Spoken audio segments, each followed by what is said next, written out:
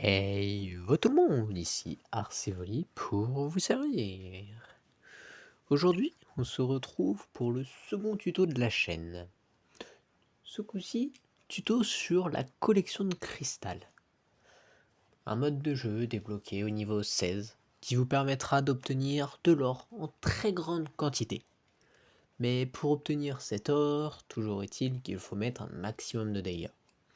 Et je vais vous montrer aujourd'hui comment faire pour en mettre un maximum. En début de jeu, pour mettre un maximum de dégâts au cristal, il vous faudra mettre un Pokémon qui tape fort en mono-cible, puisque les Pokémon mono-cible mettent plus de dégâts. Il vous faudra également un buffer qui, s'il peut mettre des dégâts, c'est parfait. Et enfin, un Pokémon qui sera très lent pour que le cristal prenne la vitesse du Pokémon lent et que vous puissiez taper plus souvent.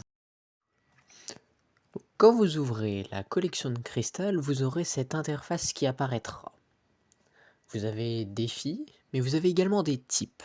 Les types qui sont à gauche de défi, c'est les faiblesses du cristal pour ce jour-ci. Puisque le cristal change de type tous les jours. Et donc il y a des faiblesses différentes. Donc pour vous montrer comment affronter le cristal, on va regarder ça tout de suite. Donc la première chose que je vais faire, c'est vérifier que le cristal ait la vitesse de mon Pokémon le plus lent. Si c'est le cas, alors je vais pouvoir commencer à infliger des dégâts au cristal en tapant avec mon maître des illusions, qui sera mon DPS. En haut à droite, vous voyez qu'il y a des paliers atteints. Ces paliers atteints, c'est de l'or que j'obtiens directement parce que j'ai infligé un certain nombre de dégâts. Au-dessus, il y a le nombre de dégâts que je mets. Plus ce nombre de dégâts est élevé, plus je vais gagner d'or après le combat. À chaque fois que le cristal joue, il perd une partie de sa vie. Il peut jouer 5 fois avant de perdre totalement sa vie et que le combat soit fini. Le but, c'est de lui infliger 1 million de dégâts avant que cette barre de vie soit vide.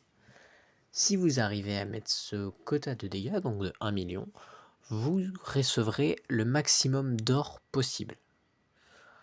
Mais vous verrez après que l'on peut légèrement dépasser cette limite de 1 million pour obtenir encore plus d'or.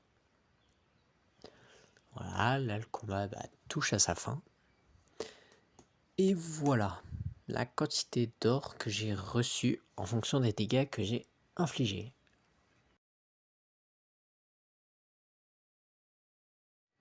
Comme je vous ai dit précédemment, j'utilise personnellement une autre équipe pour affronter le cristal.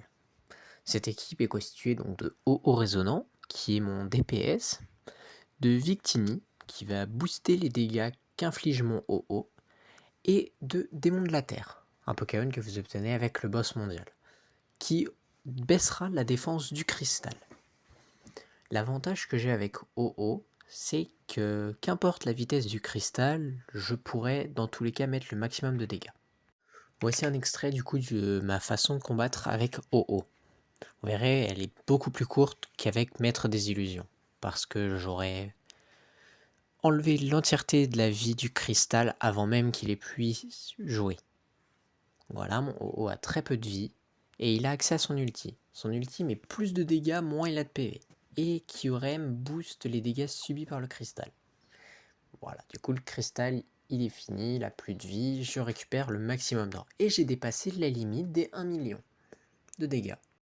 Une fois que vous avez pu totalement enlever la vie du cristal à vous tout seul, avant que le cristal perde, vous pourrez réitérer ce résultat à chaque fois, chaque jour que vous aurez fait ce résultat.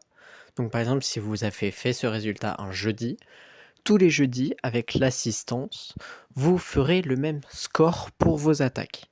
Donc vous récupérez la quantité d'or équivalente. Le problème de cette méthode, c'est que à chaque fusion de serveur, si vous changez de serveur ou même si vous ne changez pas de serveur, Ce score sera réinitialisé. Vous allez donc être obligé de le refaire. Et un important conseil, c'est de faire ce score tous les jours de la semaine, au moins une fois. Comme ça, vous récupérerez l'entièreté de l'or possible sans avoir à faire votre cristal tous les jours manuellement.